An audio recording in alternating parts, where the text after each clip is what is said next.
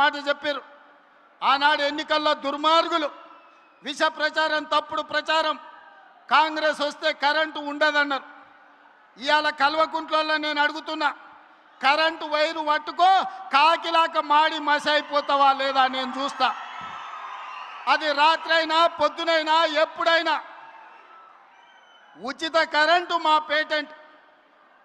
ఆనాడు 2004 ఎల్బీ స్టేడియంలో doctor YS Rajasekhara Reddy గారు మొట్టమొదటి సంతకం పెట్టి రైతాంగానికి ఉచిత కరెంటు అందించి రైతుల మీద ఉన్న వేల కేసులను తొలగించి 1400 కోట్ల రూపాయల రైతుల బిల్లులను మాఫీ చేసి మొట్టమొదటి సంతకం సువర్ణ అక్షరాలతో పెట్టింది వైఎస్ఆర్ కాదా, కాంగ్రెస్ ప్రభుత్వం కాదా అని నేను అడుగుతున్నా.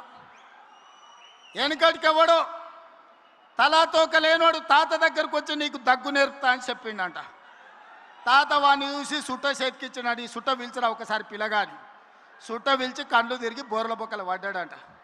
అట్లనే ఉచిత కరెంటు గురించి ఈరోజు కేసీఆర్ వాళ్ళ బంట్రోతులు వచ్చి మనకానే చెప్పేది. 10 ఏళ్ళు ఉచిత కరెంట్ ఇచ్చి రైతులను ఆదుకున్న కాంగ్రెస్కు ఉచిత కరెంటు పేటెంట్ రైట్ అయితే మనల్ని కాదని దాన్ని కొట్టేద్దామని చూసారు.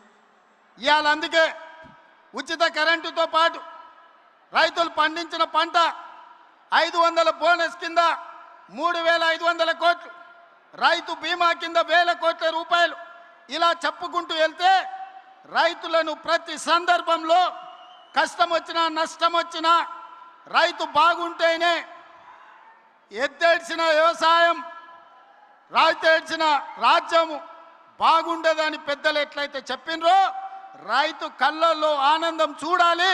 ఆ రైతుల ఆనందమే మా ఆశీర్వాదము. ఈ రైతు ఆశీర్వాద సభ అని ఈనాడు సభను ఏర్పాటు చేసుకున్నాం. కుళ్ళు కుతంత్రాలు, కుట్రలు, తప్పుడు ప్రచారాలు, ఇంట్లోనే పోటాపోటీ, ఒకని మీద ఒకనికి నమ్మకం లేదు. వాడిని చూస్తే వీడు, వీడిని చూస్తే వాడిని నమ్మడు. వాడో గుంపు వీడో గుంపు, ఈ గుంపులలో గిల్లి కజ్జాలు. మన కన్నెపల్లికి పోయిండు, మేడిగడ్డల నీళ్లు నింపండి కన్నెపల్లి ఎత్తండి. అరే బుర్రత కూడా, ఒకవేళ మేడిగడ్డల గేట్లు దించి నీళ్లు నిలబెడితే మేడిగడ్డ ఇప్పటికే కుంగిపోయింది. రేపు తెగిపోతే భద్రాచలం రాముడే ఉండర్రా, 44 ఊర్లు ఖమ్మం జిల్లాలో కొట్టుకుపోతే దుర్మార్గుడా. నీ లుచ్చ రాజకీయాల కోసం మేడిగడ్డ నింపాలి, భద్రాచలం కొట్టుకుపోయేటట్టు చెయ్యాలా అని అడిగితే నోట్లో మాట లేదు. తెల్లారే వాళ్ళ బావ వచ్చిండు. ఇక ఈ బామ్మార్దులు వెనుకడికి ఎవడో ఉన్నాడంట. బామ్మార్ది తపస్సు చేసిండు. రాజ్యంలో రాజును ఎట్లయినా తండ్రి రాజ్యం ఇస్తలేడు, తండ్రిని కానేసి రాజ్యంను ఏలుకోవాలని పెద్ద మర్రి చెట్టు ఎక్కి తపస్సు కూర్చున్నాడు. బామర్ది మా అయ్య పోవాలి, నాకు అధికారం రావాలని కఠోరమైన తపస్సు చేసిండు. ఆ తపస్సుకు దేవుడు ప్రత్యక్షమయ్యే పరిస్థితి వచ్చింది.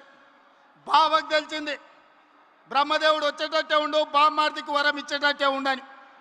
మళ్ళీ నేను బయట ఉంటే ఆగమైతాని వాడు వచ్చి చెట్టు కింద కూర్చున్నాడు, ఏర్ల కాడ ఊడల కాడ. దేవుడిగా బయలుదేరిండు. మొదట బామ్మార్ది దగ్గరకు వచ్చిండు.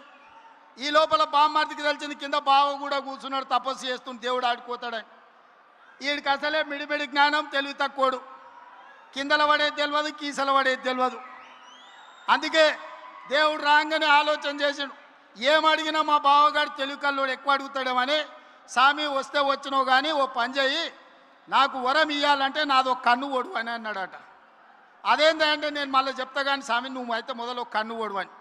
సరే వీడు ఇంత కఠోరమైన దీక్ష చేసి కన్ను ఓడడం అంటే నాదేం పోయిందని వాని కంట్లో ఏలు పెట్టి పొడిచిండు, వాని కన్ను పోయింది. కిందికి బావ దగ్గరికి వచ్చిండు, మరి నీ సంగతి చెప్పని.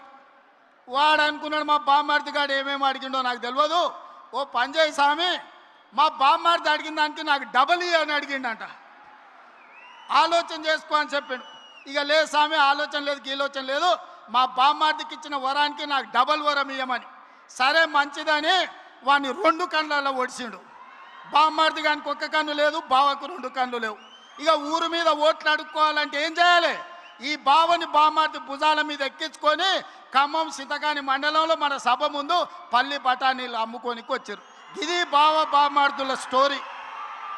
బావెవడో మీకు తెలుసు కదా, తాటి చెత్త అంత పెరిగిండు కానీ తలకాయలో చింతకాయ అంత కూడా తెలియలేదు. బామార్ది ఎవడో మీకు తెలుసు కదా, సోంబేరిగాడు.